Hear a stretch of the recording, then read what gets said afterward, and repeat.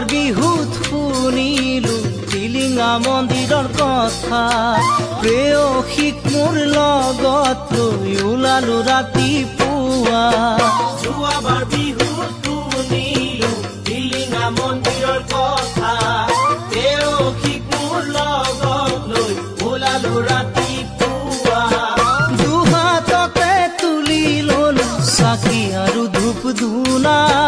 দুয়ো মিলি মনে প্ৰাণে কৰিলো প্ৰাৰ্থনা প্ৰভু আমাক চাবা আমাকে বচাবা 7 বছৰ পুৰণি আমাৰে ভাল পোৱা